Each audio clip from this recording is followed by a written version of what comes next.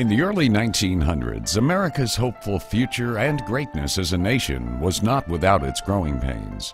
The successes were accompanied by social ills such as orphan trains and baby farming, which hit an all-time high. The concerns for this problem did not go unnoticed, and the Florida Annual Conference resolved to take steps to establish an orphan's home. In 1908, the Florida Methodist Orphanage was established with the purchase of one building, 8 town lots, and a tract of 40 acres of land purchased for $1,250 in Enterprise, Florida. The Articles of Incorporation were filed with the state of Florida on June 3, 1908. Mrs. H.G. Brooks was hired as the first matron of the home. One of the most famous hotels in the state of Florida, the Brock House, hosted great Americans like President Ulysses S. Grant, President Grover Cleveland, General William Sherman, Samuel Frederick DeBary, and members of the Vanderbilt family. This spacious building was graciously donated to the Methodist Orphanage by Mr. and Mrs. Phillips of New York in 1935. The Florida Conference of the Methodist Episcopal Church South dedicated the home by declaring, "Here we propose, by the help of God and the cooperation of all good people, to found a noble Christian institution for the relief, education, and training of destitute, fatherless, and motherless children who may look to us for help." For 100 years, this has been the guiding principle of the Children's Home.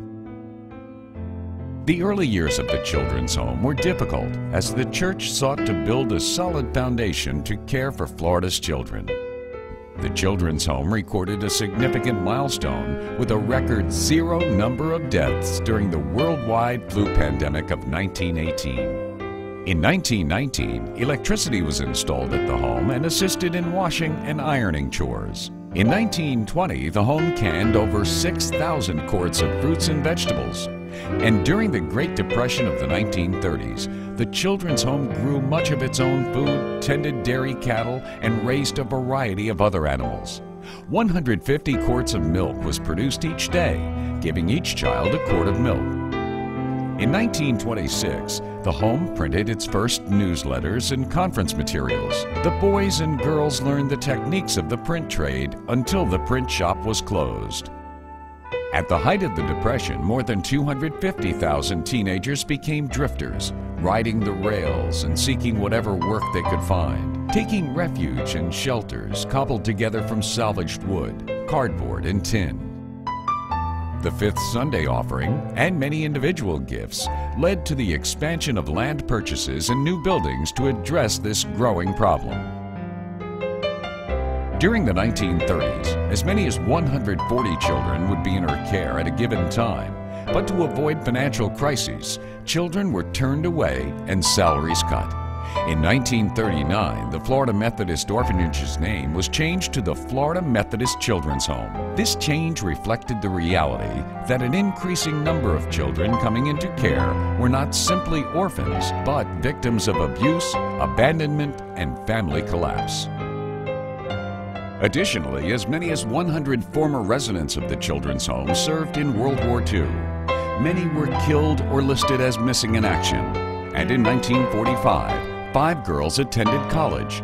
In 1952, 2 of the home's boys received preacher licenses, and many of the home's children were baptized into the Christian faith. During the 1940s and 50s, viewpoints in childcare began to change.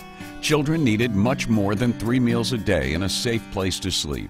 The emotional and psychological needs of children required a higher level of clinical care and attention. Instead of housing the boys and girls in dormitories, 2 new cottages were built in 1955, providing a home-like atmosphere for each child. In 1970, adoption reached its peak of over 175,000 placements in 1 year. In 1971, the Florida Methodist Children's Home merged with the Sarah Hunt Methodist Children's Home in Daytona Beach, Florida, and was renamed the Florida United Methodist Children's Home.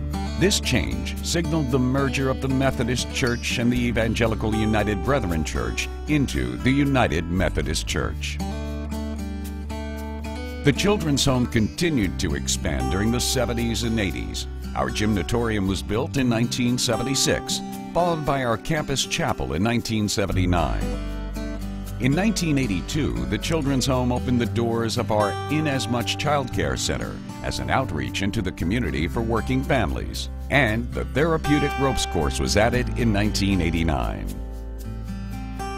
A tremendous period of growth began in 1998 with the addition of the Bruton Counseling Center, Waller Jeter Cottage, the renovation of the Worrell Education Center, and the renovation of Hardin Hall, the largest building on campus. The Florida United Methodist Children's Home is now a diverse ministry that includes residential care, therapeutic group care, foster care, adoption services, emergency shelter care, independent living assistance, and a community child care center.